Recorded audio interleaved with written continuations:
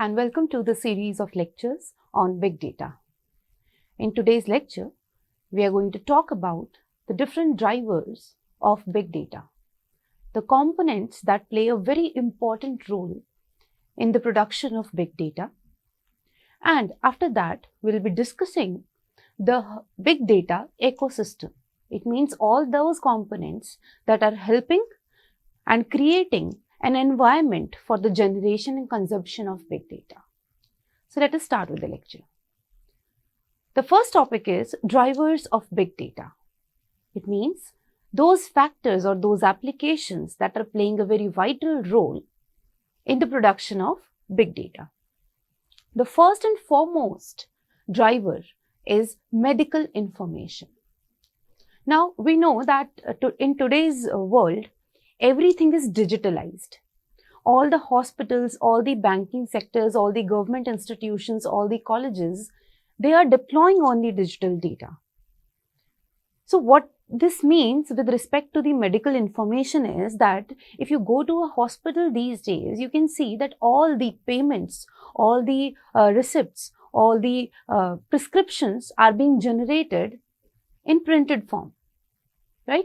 And when we are printing these information, we are not just only printing them and giving to the customer or the patient, we are also storing them in the database. So what hospitals and doctors are doing, they are keeping a history of all the patients that are visiting them. In this manner, what will happen after 2 or 3 or 5 or 1 year, if you again visit the doctor, they will know about the history of that patient. What were the infections, what were the details of, what were the disease, what was the past history of that patient, and on the basis of that history, they are going to provide you the supplements. They are going to provide you the medicines.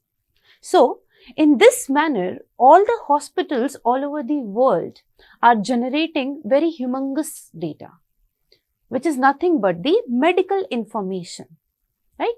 This medical information can be anything like history of the patient, of the diagnosis, whatever has been done, the images of that patient, let's say MRI scan, CT scan, X-ray images, all these things are kept in the database of the hospital. The second driver would be all the photographs and all the video footages that we are uploading, that we are sharing over the internet. Now we know that all of us are on the social media platforms and we all are using Instagrams, Facebook, Twitter, all these applications, Gmail, Yahoo, etc. Right? And we are not just only watching these posts, we are also uploading and sharing the status, even on WhatsApp as well. We are also sharing the reels, we are also sharing videos, we are also sharing multiple images. And when we are uploading these images and sharing them over the internet, we are producing a mass-sized data, which is an unstructured format. So definitely photographs and videos that are circulated over the internet, whether we are sharing them or we are posting them, we are generating large size of data. The third will be video surveillance. Now we know in every class, in every road, in every society, in every parking area, in every restaurant, there are surveillance cameras these days. And what we are doing, we are not just capturing the images, we are just not noticing the audience. What we are doing, we are storing that recording into the database as well. You must have seen the crime detective movies or series where every time when a crime happens, the police go for the evidence, look after the video surveillance history, right? So, in this manner, with the help of these surveillance cameras that are stored everywhere, that are located, we are generating thousands of zettabytes of data. The next factor would be the mobile devices, or I should say the smartphones that we are using.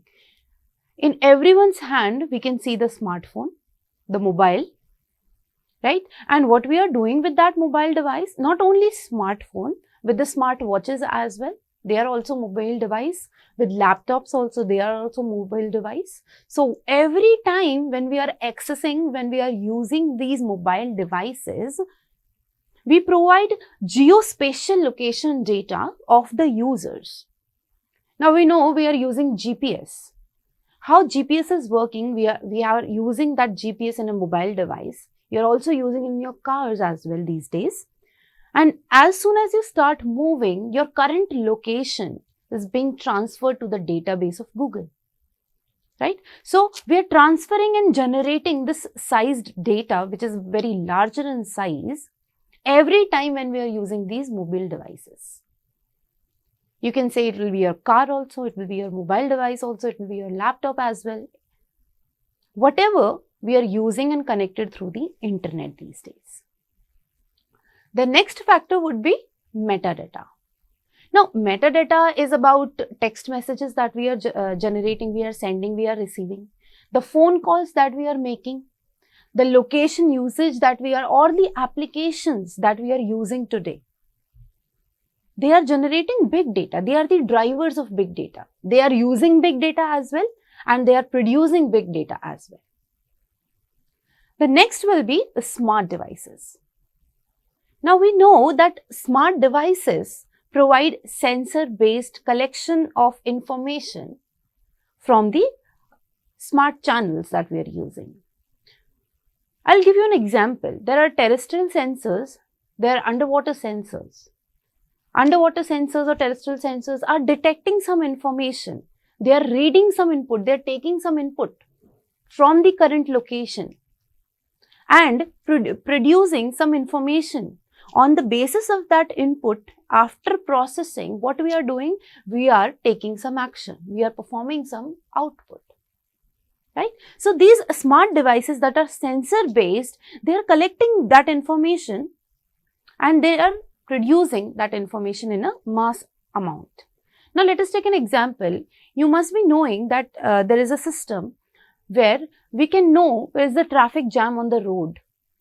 How much longer time period will be taking if I take X road, how much lesser time period I'll be taking if I take Y road.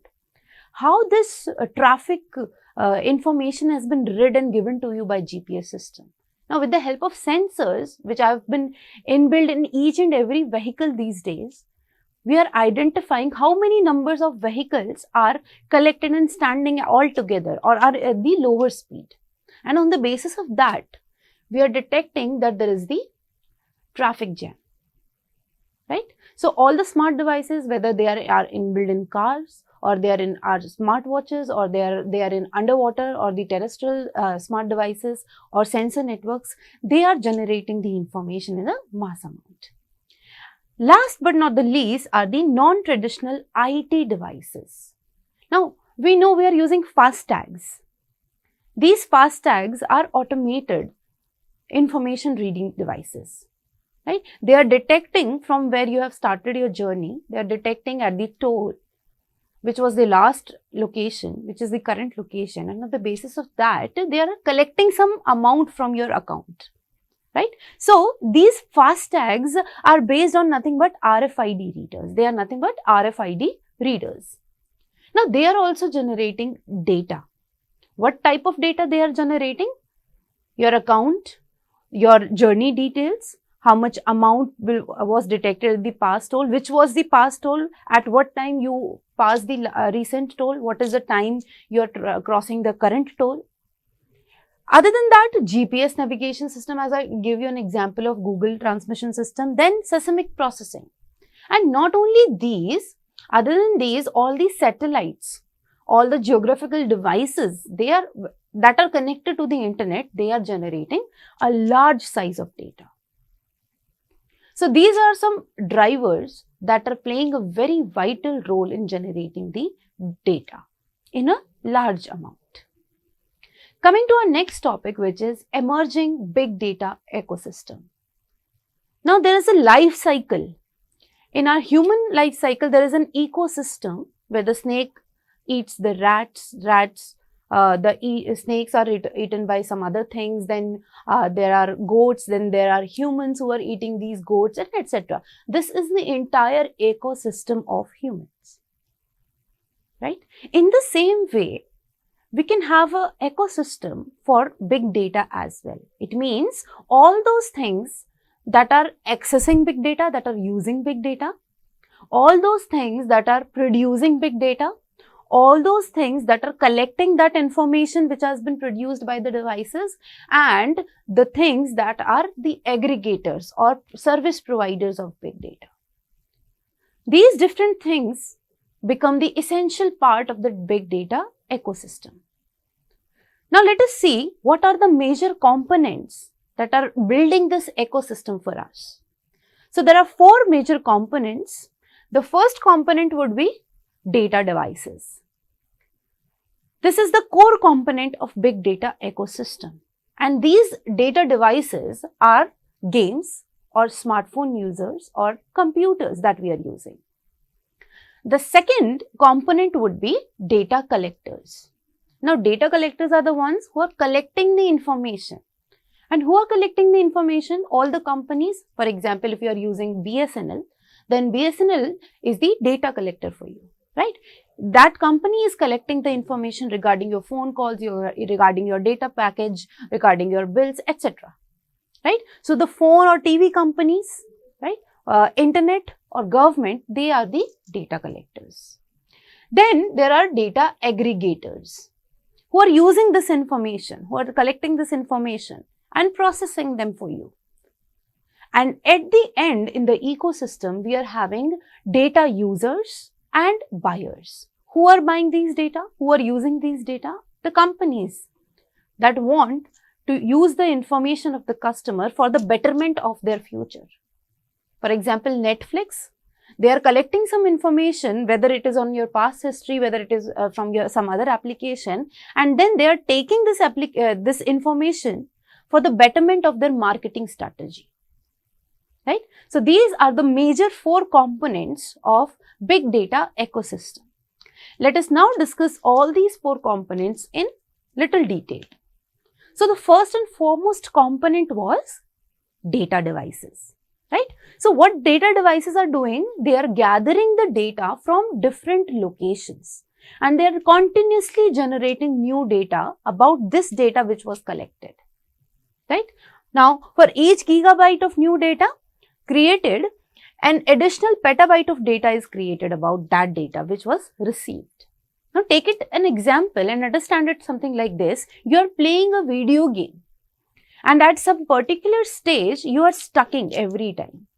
In the same way, there are XYZ players also who are again stucking at the same level. Now what your company is doing, what this game is doing, it is collecting that information that at what level the user is stucking or the what level the user is not moving forward.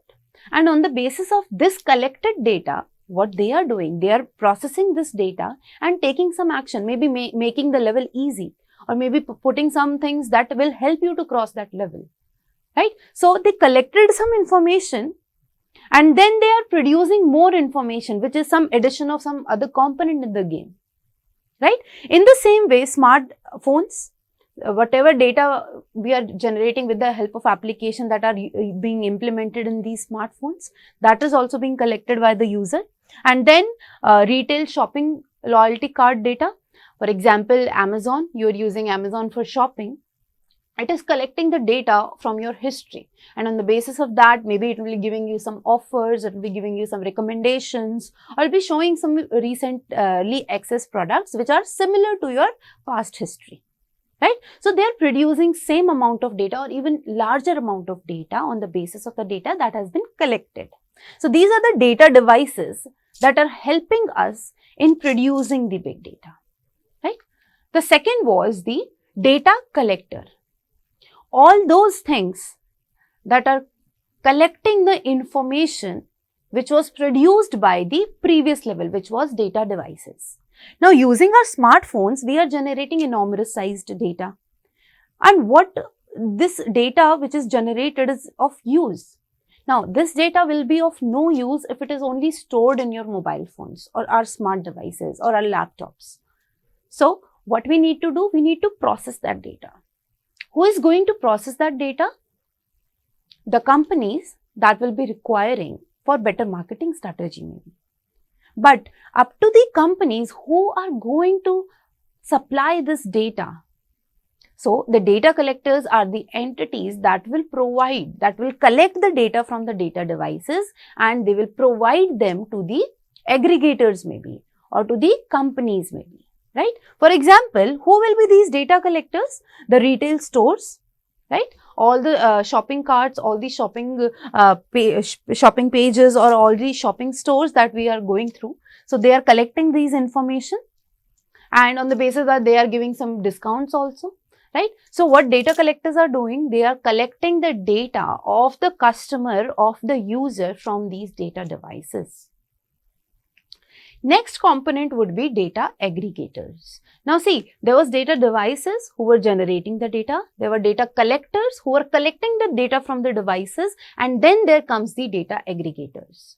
Now, data aggregators are the one who transform and package the data as product to sell it to the seller or sell it to the broker who will be in the need of this data, right? For example, Google is collecting information from Amazon, from Instagram, from Facebook, from Gmails, etc. And then they are selling this data to the different companies. For example, they are selling it to the Amazon or Flipkart or Myntra or Nykaa, etc. Right? So they are collecting the data. They are aggregating the data and transforming this data in a useful information. Now, because I know if I am accessing Instagram, I'll be watching too many posts, too many reels, too many videos, and too many shopping websites as well, because we get the advertisements of these there, right? So when I'm accessing these advertisements, I'm watching these advertisements or these pages, what your Instagram or Google will do, your Facebook will do, they will collect this information, and out of so many things that I have watched, they will collect and segregate the part where I was watching the shopping things. For example, I was watching some shopping page, some different page was related to a particular maybe clothing, right? So they will collect that information, they will segregate that information, and they will supply that information and transfer it to the maybe Amazon, to Myntra. So that next time when I'll open Amazon, I'll see the same product or similar products, right? So data aggregators are responsible for transforming the data which was collected from data collectors. Now, what is the use of these data aggregators? For better digital marketing, as I told you, right? Moving forward, the last big data ecosystem component is data users and buyers. Now see, we are the users, we might be the buyers, an organization can be the user, a government entity can be the user or the buyer of that big data.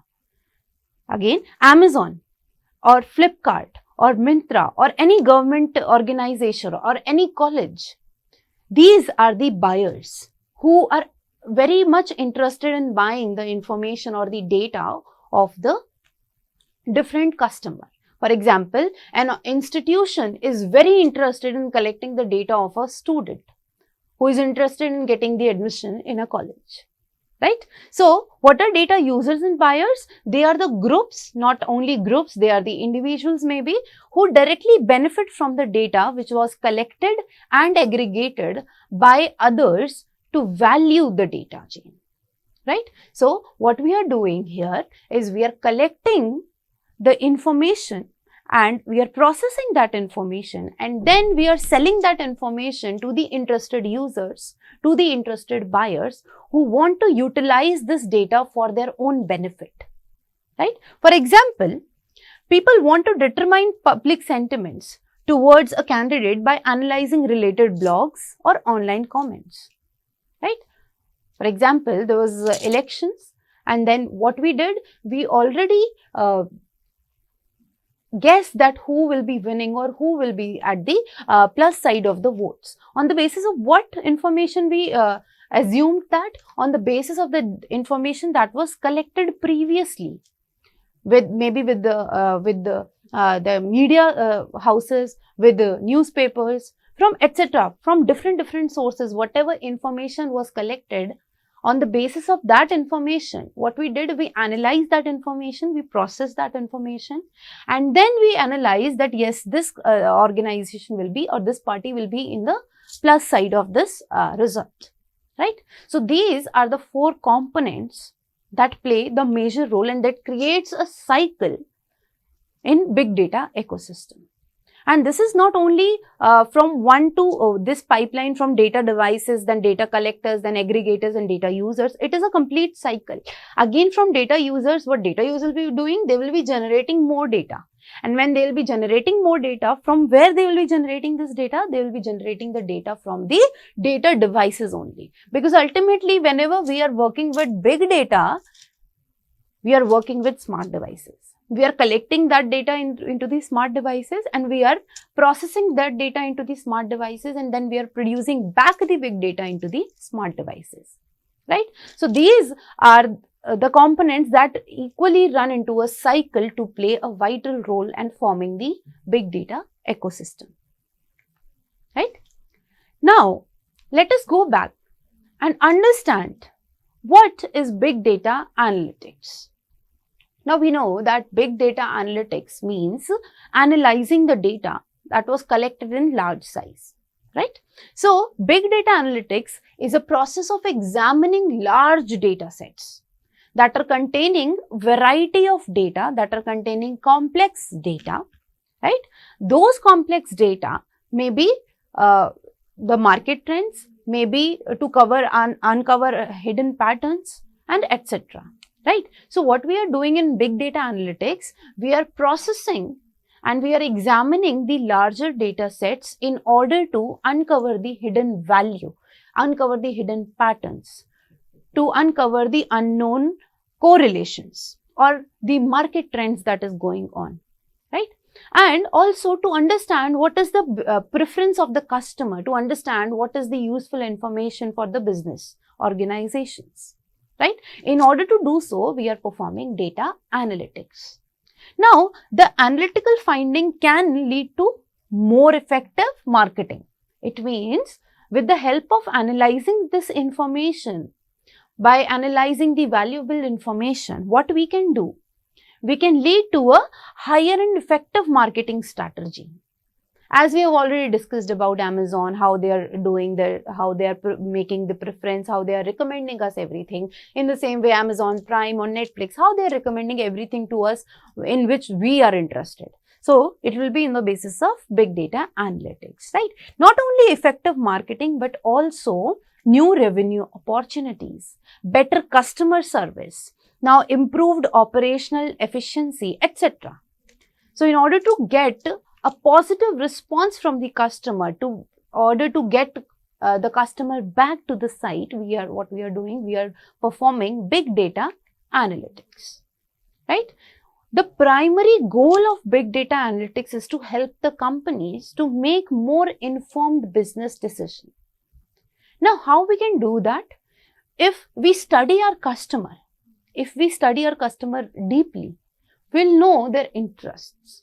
If we study the entire group of customer, then we'll know what is the preference, where the trend is going, right? And on the basis of that, we can enhance the decisions of our organization, of our marketing strategy, of our advertisements, of our movies, of our themes, etc. Right? So, this enables the data scientist or the predictive modelers to analyze a large set of data, a large volume of transaction data, and update the user and update their strategies accordingly. Right? So, this is all about big data analytics. In the next lecture, we'll be discussing a further detail of what is big data analytics and how we can perform them, and then what will be the big data architecture. Thank you very much.